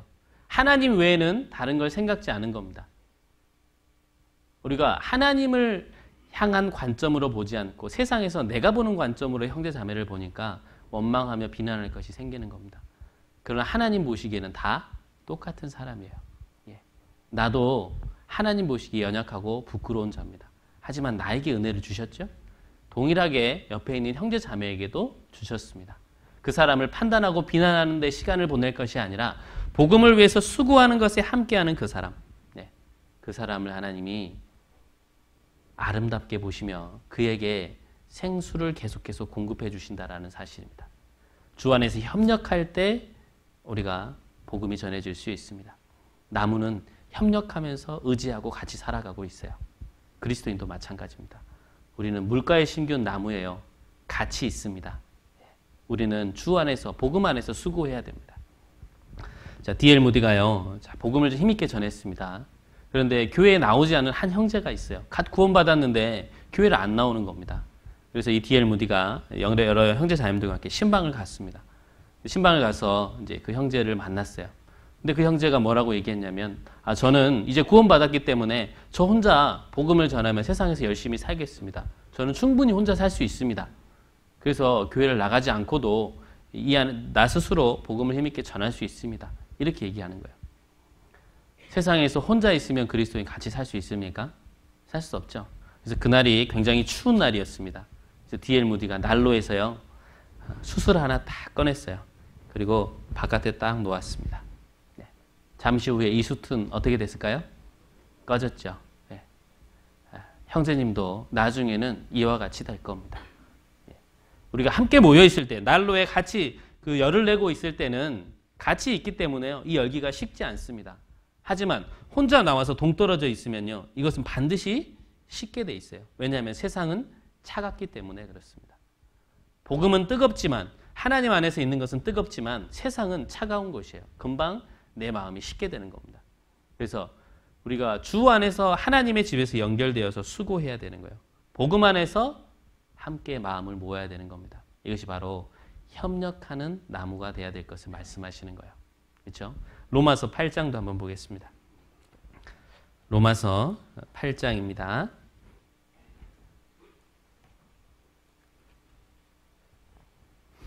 로마서 8장 28절. 로마서 8장 28절 같이 읽겠습니다. 우리가 알거니와 하나님을 사랑하는 자 곧 그 뜻대로 부르심을 입은 자들에게는 모든 것이 합력하여 선을 이루느니라. 예. 우리가 알거니와 하나님을 사랑하는 자 곧 그 뜻대로 부르심을 입은 자들에게는 모든 것이 합력하여 선을 이루느니라. 예. 우리가 마음을 하나로 모았을 때 선을 이룰 수 있는 거예요. 최고의 선은 복음 전하는 겁니다. 영혼을 건지는 일이에요. 그 선은 마음이 모아져야만 함께 되는 겁니다. 자, 그래서 교회에서 가장 중요한 것은 마음을 모으는 일입니다. 예. 주 안에서 또 복음을 위해서 수고하는 일에 마음을 모으는 거예요. 엉뚱한 것에 마음을 모으면 안 됩니다. 예. 밖으로 나가서 뭔가를 하고 또 형제자매를 비난하는 일에 내 마음을 모아서는 안 돼요. 예. 우리는 하나님 보시기에 똑같이 연약한 자들입니다. 예. 그래서 우리는 복음 안에서 수고할 수 있도록 마음을 계속해서 모으셔야 돼요. 예. 후포도 이제 11월 달에 대전도 집회가 있다고 들었습니다. 복음을 위해서는요, 한 마음을 모아야 되는 겁니다. 그래야 복음이 잘 전해질 수 있습니다. 자, 그 다음으로 우리가 생각해 볼 수 있는 것은 열매 맺는 나무가 되어야 된다는 겁니다. 열매. 예, 그렇죠. 합력하는 이유는 복음의 열매 맺기 위해서 우리가 있는 거거든요. 그렇죠? 이 복음의 열매를 반드시 맺어야 됩니다. 근데 이 열매는 교회 안에 있으면 저절로 과실을 맺게 된다라고 했잖아요. 요한복음 15장에도 보면 포도나무가 있고 그 가지가 포도나무에 붙어 있으면 절로 열매를 맺게 된다 하셨습니다. 예. 교회 안에 있으면 열매를 맺게 돼요. 나무들은 합력하면서도 열매를 굉장히 많이 맺는 나무들이 있다라는 사실입니다. 예. 주변에 우리가 그런 나무들을 볼 때 무엇을 생각해야 됩니까? 예. 아, 나도 열매 맺어야 되는데. 그렇죠? 대추나무, 사과나무, 배나무, 지금 수확의 계절이잖아요. 농부는 열매를 많이 맺는 나무를 보았을 때 마음이 기쁩니다. 뿌듯하잖아요. 그렇죠? 하나님 편에서도 마찬가지인 겁니다. 이 마지막 시대 정말 주님이 곧 문 앞에 이르셨고 이제 곧 재림하신다고 하는 그 마지막 시대에 우리가 살고 있습니다. 주님이 가장 기뻐하시는 것은 열매 맺는 일이에요. 우리는 열매를 맺고 자라가야 됩니다. 골로새서 한번 보겠습니다. 골로새서 1장 6절 말씀입니다. 골로새서 1장 6절. 신약 324페이지.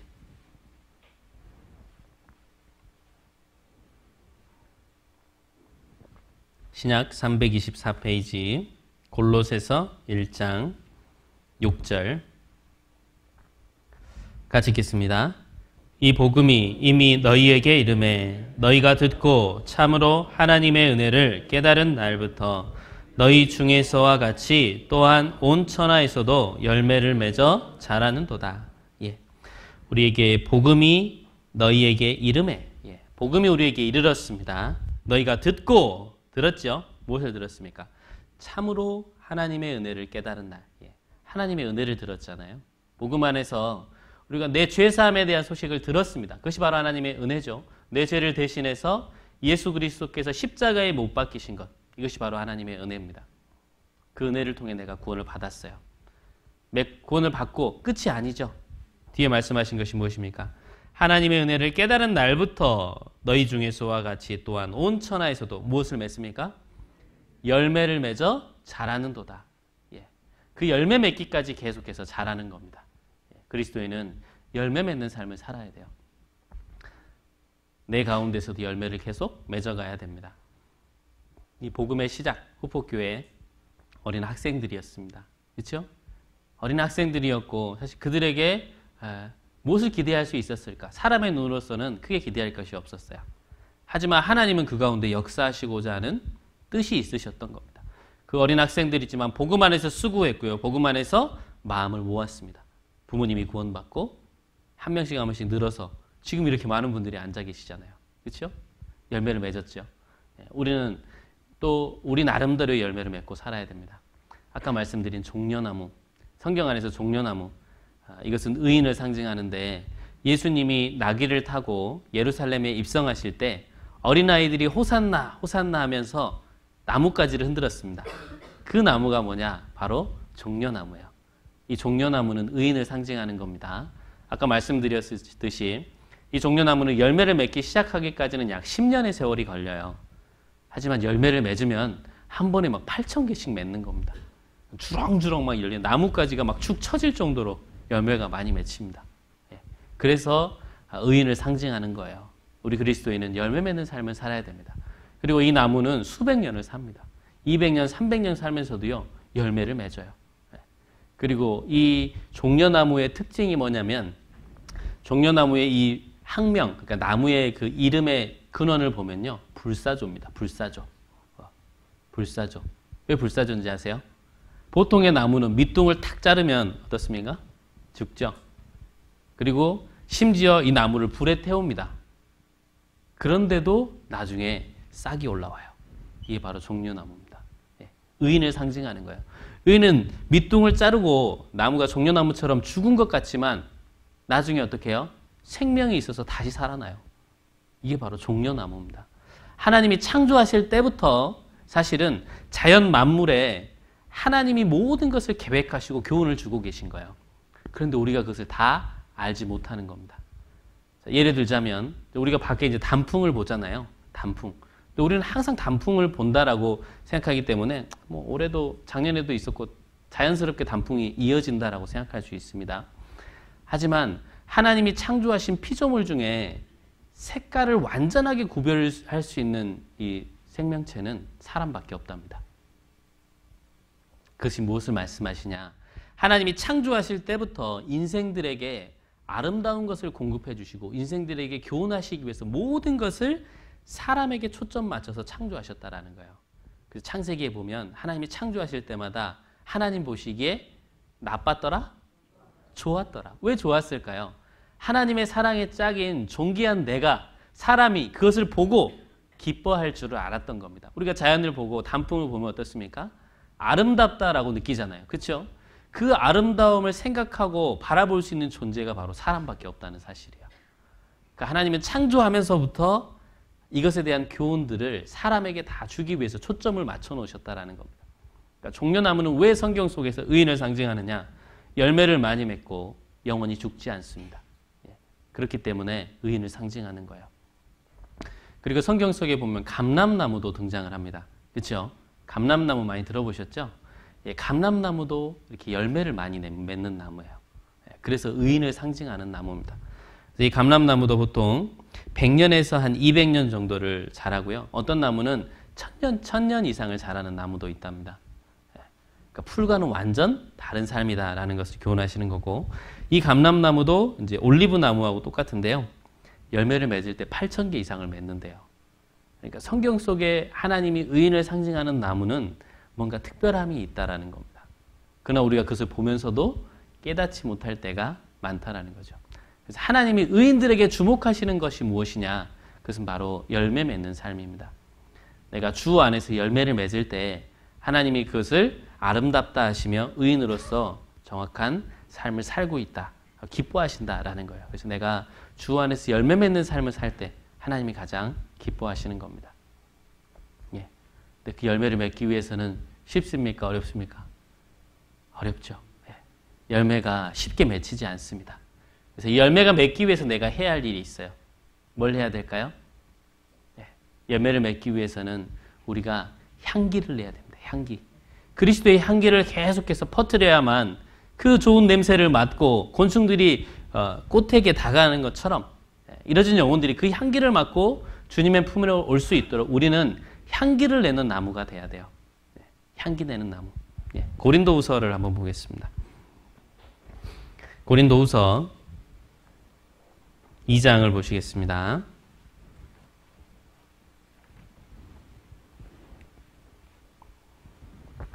고린도후서 2장 14절.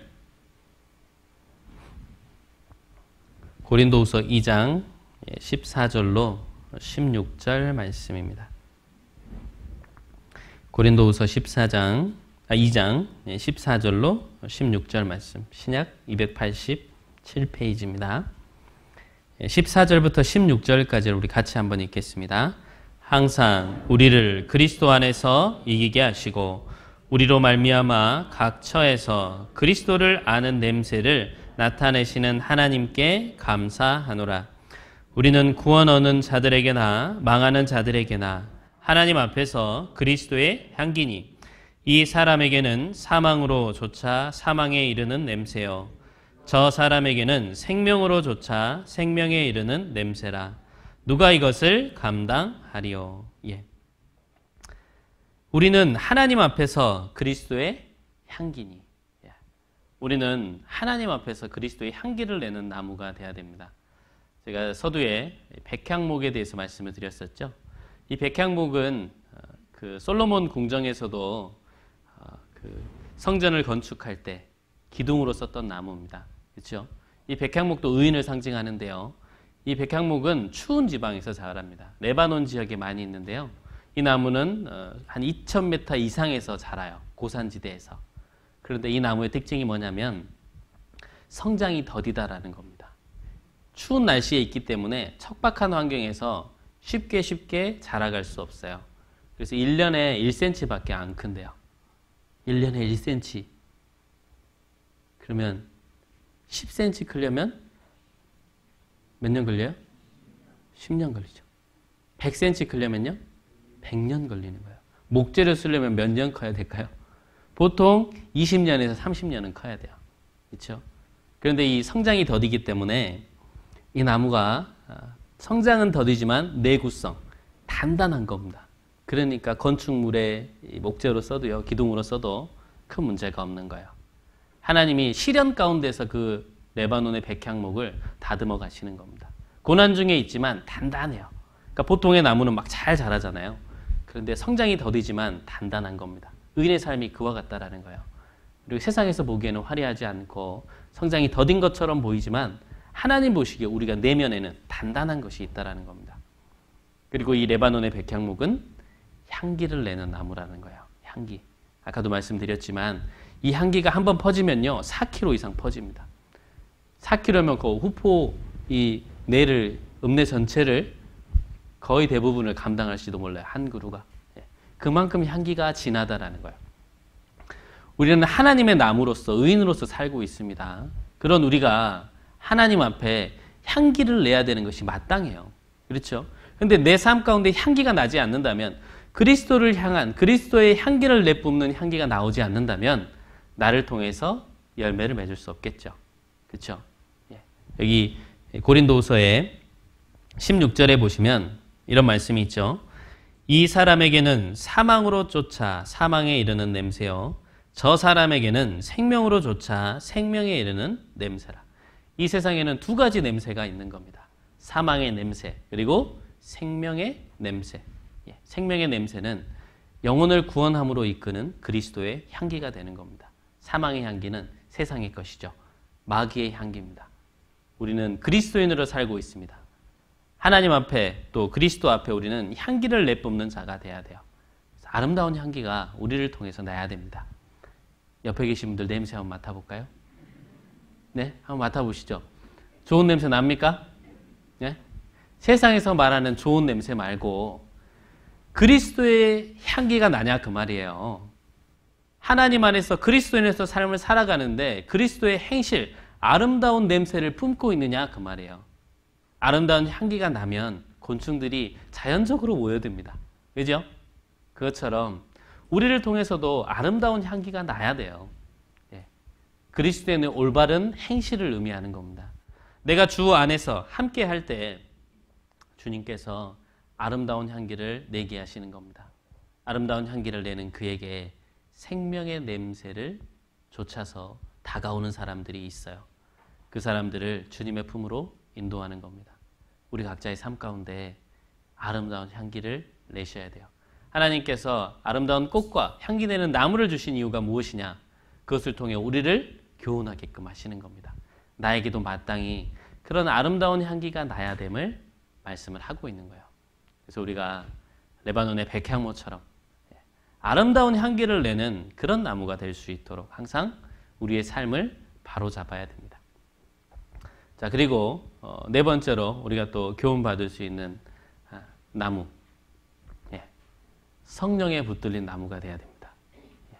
성령에 붙들리는 나무. 예. 출애굽기 26장을 한번 보겠습니다.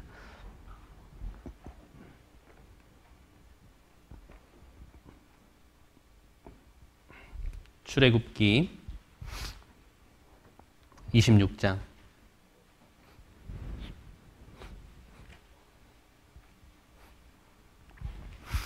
출애굽기 26장 37절.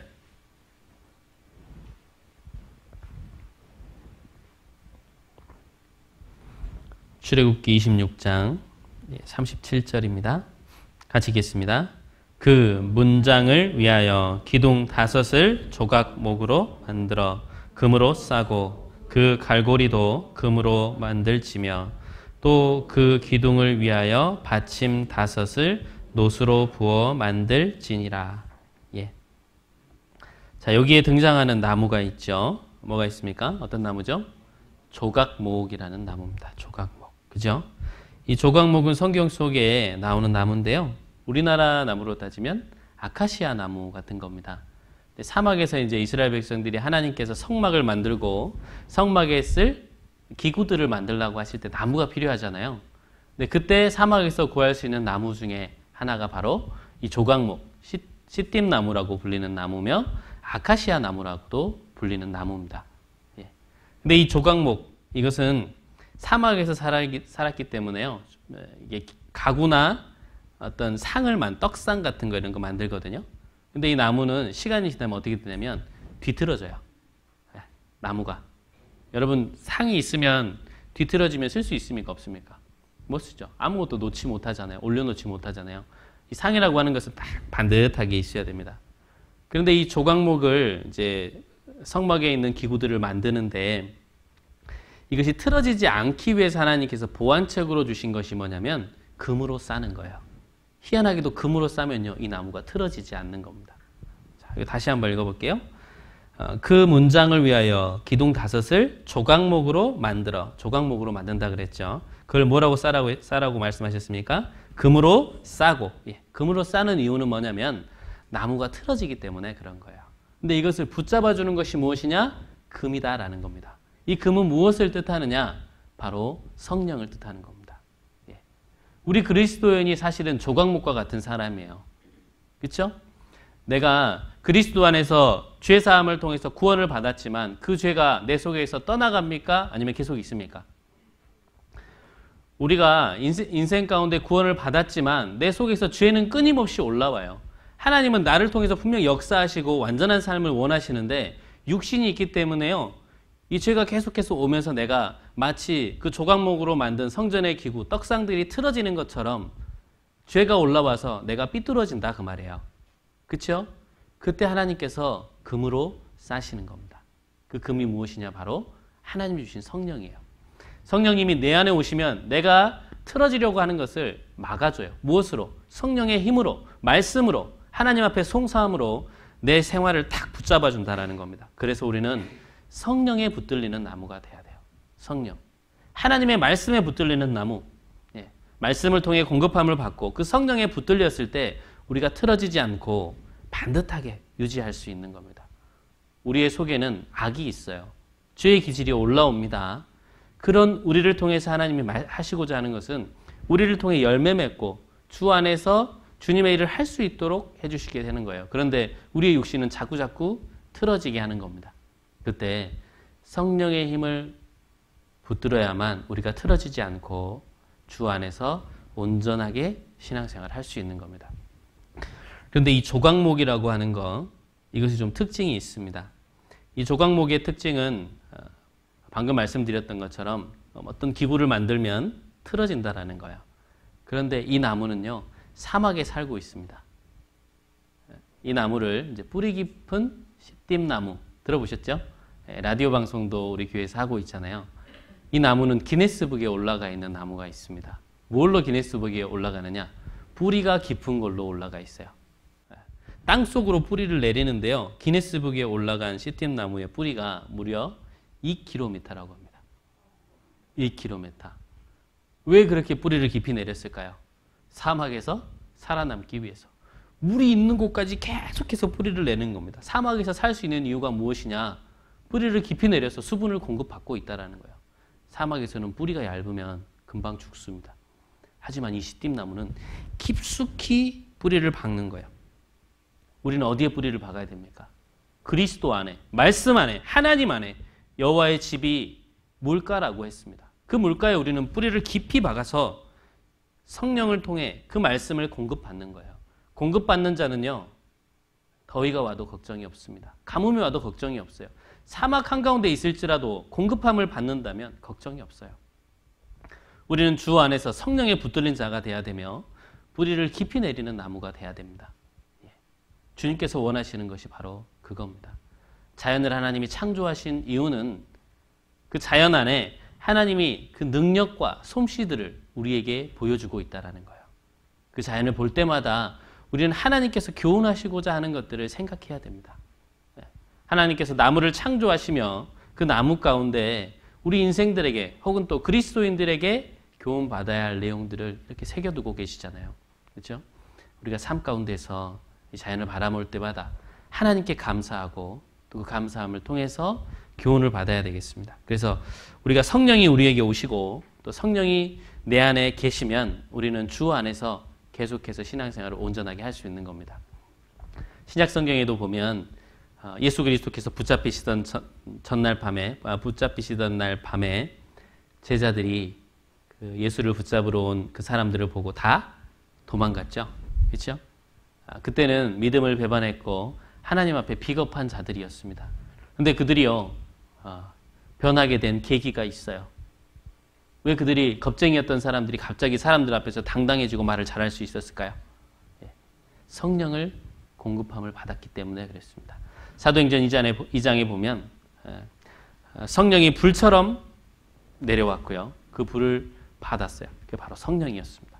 성령의 힘으로 그들이 말씀을 전할 때 3,000명, 5,000명 이렇게 구원을 받은 겁니다. 사람을 변화시킬 수 있는 것은 내가 아니에요.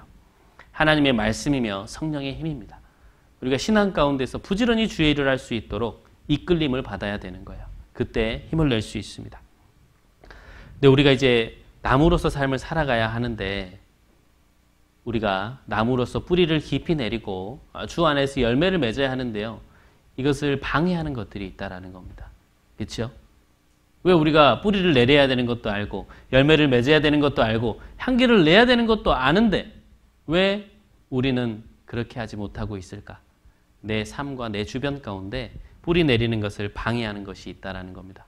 그것이 무엇이냐? 바로 세상의 것이죠. 요한 1서를 한번 보겠습니다. 요한 1서 2장.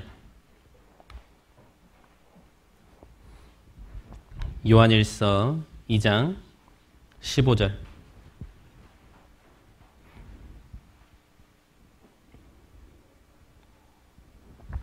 요한 1서 2장 15절부터 17절까지입니다. 신약 388페이지. 요한 1서 2장 15절부터 17절 같이 읽겠습니다. 이 세상이나 세상에 있는 것들을 사랑치 말라. 누구든지 세상을 사랑하면 아버지의 사랑이 그 속에 있지 아니하니 이는 세상에 있는 모든 것이 육신의 정욕과 안목의 정욕과 이생의 자랑이니 다 아버지께로 쫓아온 것이 아니요 세상으로 쫓아온 것이니라. 이 세상도 그 정욕도 지나가되 오직 하나님의 뜻을 행하는 이는 영원히 거하느니라. 세상에 있는 것들을 사랑하면 우리가 뿌리를 내릴 수 없습니다. 열매 맺을 수 없어요. 세상에 있는 것이 무엇이라 말씀하셨냐? 세상에 있는 모든 것이 육신의 정욕, 안목의 정욕, 이생의 자랑. 이것은 세상에 있는 풀과 같은 사람들이 추구하는 것들입니다. 사람으로 권력을 삼고 이 멸망할 썩어지고 없어질 것들을 위해서 그것을 붙잡고 살아가는 사람. 세상의 것을 붙잡는 자. 주 안에서 그리스도에 합당한 나무처럼 살아갈 수 없습니다. 세상에 있는 것은 놓아야 되죠. 세상 중에 그러면 가장 나를 붙잡는 게 뭘까요? 성경에서 바울이 편지를 쓴 때나 지금이나 우리가 생활 가운데 가장 염려하는 것은 바로 돈입니다. 돈. 그렇죠? 돈에 대한 염려. 우포교회는 별로 염려를 안 하시나 봐요. 돈에 대해서. 디모데전서를 한번 보겠습니다. 디모데전서 6장. 디모데전서 6장입니다.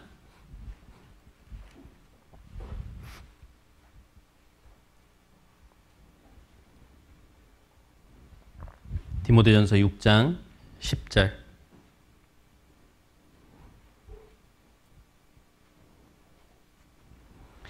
디모데전서 6장 10절입니다. 신약 341페이지입니다. 디모데전서 6장 10절. 돈을 사랑함이 일만하게 뿌리가 되나니 이것을 사모하는 자들이 미혹을 받아 믿음에서 떠나 많은 근심으로써 자기를 찔렀도다. 돈을 사랑함은요, 일만하게 뿌리가 되는 겁니다. 세상 가운데서도요, 재물을 탐하는 자, 하나님 앞에 나오지 못합니다. 재물에 대한 욕심, 세상의 사업에 대한 성공에 대한 욕심을 갖고 있는 사람, 이 사람은 모든 것이 일만하게 뿌리가 된다라고 그랬어요. 돈을 사랑하는 것. 그리고 이것을 사모하는 자들이 미혹을 받습니다. 미혹. 돈을 사모하는 자는 미혹을 받게 돼요. 마귀의 유혹을 받게 됩니다. 그러면서 믿음에서 떠나 세상의 것을 사모하는데, 특별히 돈을 사모하는 사람, 돈을 사랑하는 사람은요, 믿음에서 떠날 수 있다라는 거예요. 그러면 그 믿음에서 떠난 것으로 행복하냐? 그렇지 않다라고 말씀을 하셨죠. 많은 근심으로써 자기를 찔렀도다. 세상의 그 화려함, 돈, 이런 것 때문에 주님을 떠난 사람들이 있습니다. 그 떠난 사람들이 나가서 행복하냐? 그렇지 않다라는 거예요.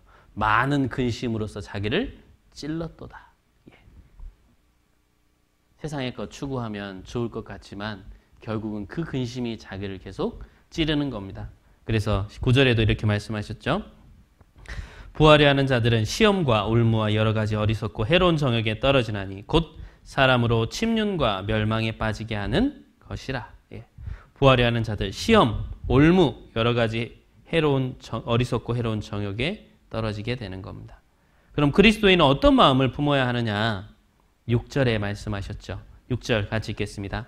그러나 지족하는 마음이 있으면 경건이 큰 이익이 되느니라.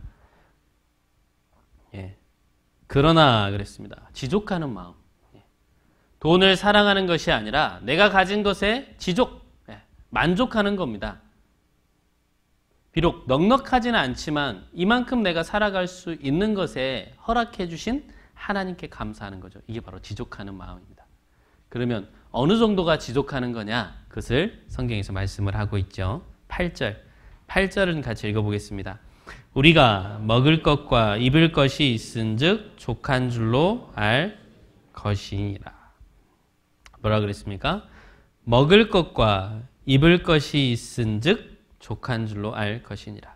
자, 지족한다라는 것은 무엇이냐? 먹을 것, 입을 것, 이거 있으면 하나님 앞에 충분하다, 그 말이에요. 그렇죠? 우리 대한민국은 경제 대국입니다. 경제력으로 따지면 전 세계 10위라고 해요. 잘 먹고 잘 사는 세상이 됐죠. 그런데 여기 계신 어르신들은 굉장히 배고픈 시절부터 또 이렇게 잘 되기까지의 과정을 다 보신 분들입니다.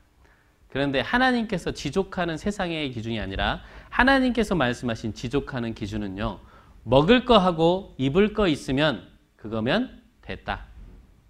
더 이상의 어떤 세상의 욕심을 품지 말라 하셨습니다. 그럼 제가 한번 묻겠습니다. 여기 먹을 것과 입을 것이 부족하신 분 계시면 손 한번 들어보십시오. 아무도 없으시네요? 네. 그러면 하나님 보시기에 충분히 갖고 계신 거죠. 그렇죠? 우리는 먹을 것이 충분합니다. 그렇죠? 요즘 너무 많이 먹어서 이제는 빼야 되는 시대잖아요. 우리 시대는. 그렇죠? 저도 이제 앉아만 있으니까 자꾸 배가 나와요. 네. 너무 많이 먹어서 그래요. 활동은 적고. 다이어트를 좀 하고 있습니다. 좀 식단 조절을 하고 있어요. 우리는 너무 많이 먹어서 문제가 되는 세상에 살고 있어요. 행복한 겁니다. 하나님 왜 이렇게 우리를 축복하시고 대한민국을 잘 되게 하셨을까? 전 세계의 복음의 중심에 있기 때문에 그렇습니다. 그런 우리가 주 안에서 더 수고하고 더 주님 앞에서 헌신하는 삶을 살아야 돼요. 그런데도 불구하고 있는 사람이 더 한다고 많이 가진 자는요, 재물의 욕심을 더 크게 갖습니다. 그러나 그리스도인들은 결코 그래서는 되지 않을 겁니다. 주 안에서 입을 것과 먹을 것이 있으면 그것으로 족한 줄로 알고 우리가 해야 할 것은 무엇이냐? 복음을 전하는 일이에요. 복음 안에서 수고하는 일입니다. 이뤄진 영혼들을 위해서 더 힘쓰는 일들이에요. 주님께서 그걸 원하시는 겁니다. 우리는 세상 가운데 욕심내지 말고 더 잘 될 것을 추구하지 말고 이제 먹을 것과 입을 것이 있은즉 이제는 복음 안에서 수고해야 되는 겁니다. 밖에 나가서 복음 전하는 일에 더 부지런해야 되고요. 주를 위해서 수고하는 일에 부지런해야 될 겁니다. 그런데 내가 주님의 일보다 내 일과 세상 일에 더 분주하다면 하나님 보시기에 합당치 않은 삶인 겁니다. 우리가 빌립보서 아까 1장 27절을 읽었잖아요. 합당하다라는 것은 이 원어 성경에 보면 악시오스라고 합니다. 악시오스. 이 악시오스가 뭐냐면 무게를 저울에 달다라는 거예요. 우리 저울 중에 양팔 저울 잘 아시죠? 이 양팔 저울의 균형이 유지하기 위해서는 똑같은 무게가 공급돼야만 됩니다. 그렇죠? 왜 하나님이 저울에 우리의 삶을 달아보셨을까? 그 이유는 하나님께서 주신 은혜가 한편에 있는 겁니다. 그렇죠? 합당하다라고 하는 것은 주님이 주신 은혜만큼 내 편에서 채워야 할 것이 있다라는 거예요. 그래서 합당하냐라고 묻는 것은 주님이 주신 은혜만큼 당신 열심히 살고 있습니까? 라고 묻는 거예요. 그래서 복음에 합당한 생활을 하라라고 명하신 겁니다. 주님이 내게 주신 은혜가 값없이 주신 것이며 공짜로 주신 은혜며 영원한 천국에서 하나님의 아들로서 살아갈 수 있는 인생으로 바꿔주셨다라는 겁니다. 그런 은혜를 내가 받았는데 이 땅 가운데서 나는 무엇을 위해서 살아가느냐? 정말로 합당하게 살아가고 있느냐? 주님이 내게 주신 은혜만큼 내가 살아가고 있느냐? 그거 물으시는 거예요. 저울에 달아보신다라는 겁니다. 분명 내가 주를 위해서 더 수고하고 더 헌신했을 때 균형이 맞춰지는 거예요. 그런데 주님은 내게 많은 걸 주셨는데 내가 주님께 드린 것이 없다면 균형이 맞지 않다라는 겁니다. 이것은 합당치 않은 거예요. 그렇죠? 주님이 원하시는 것은 우리가 세상에서 방황하는 것이 아니라 주 안에서 수고하며 헌신하며 더욱 열매 맺기를 원하시는 겁니다. 우리는 그리스도인입니다. 세상 사람과 같지 않아요. 주님께서 물가에 공급해 주셨고 생명의 근원이신 하나님께서 우리와 함께 하십니다. 주님이 가장 원하시는 것은 우리가 세상 가운데서 주 안에서 복음 안에서 수고하는 거예요. 마치 그 빌립보 교회처럼 복음을 처음 들었을 그때나 사도 바울이 편지를 쓴 그 시점에나 10년이 지났을 때나 한결같은 마음으로 복음 안에서 수고하고 헌신하는 것, 이것을 원하시는 겁니다.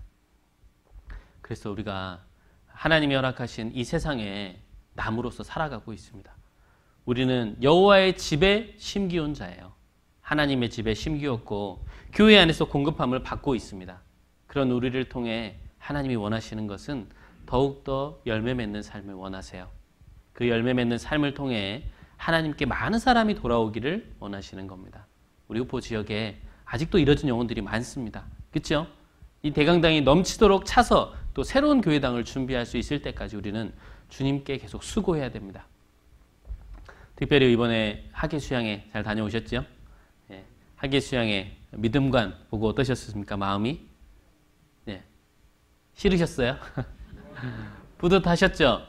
예, 우리가 잠깐 그 마음속에 인색함을 버리고 주 안에서 복음을 위해서 같이 마음을 모았지 않습니까?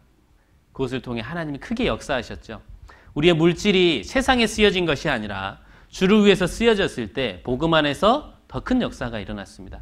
하나님의 법칙은요, 내가 먼저 주님께 드렸을 때 나를 통해서 역사하신다라는 거예요. 우리가 믿음관 건축하기 전에 참여하는 인원들이 한계가 있었잖아요. 그렇죠?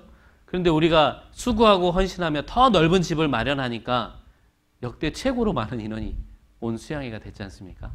하나님 편에서는 내가 주를 위해 더 수고하고 헌신하고 마음을 들였을 때 그때 나를 통해 역사하시는 겁니다. 그래서 내 마음의 생각과 내 행동들을 주를 위해서 수고하는 쪽으로 헌신하는 쪽으로 점점 마음을 바꿔야 돼요. 주님께서 그때 역사하시는 겁니다. 세상 사람처럼 이 돈 때문에 이 악에 뿌린 돈 때문에 넘어지지 않고 또 세상의 염려 때문에 넘어지지 않고 온전히 주님만 바라보고 살아가는 그 삶, 그 삶을 주님께서 기뻐하신다라는 겁니다. 예레미야 17장 본문 돌아가 보시겠습니다.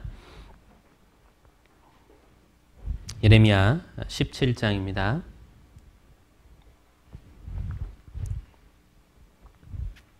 예, 17장 5절부터 8절까지 말씀을 같이 한번 읽겠습니다. 나 여호와가 이같이 말하노라. 무릇 사람을 믿으며 혈육으로 그 권력을 삼고 마음이 여호와에게서 떠난 그 사람은 저주를 받을 것이라. 그는 사막의 떨기나무 같아서 좋은 일에 오는 것을 보지 못하고 광야 간조한 곳 건건한 땅 사람이 거하지 않은 땅에 거하리라. 그러나 무릇 여호와를 의지하며 여호와를 의뢰하는 그 사람은 복을 받을 것이라.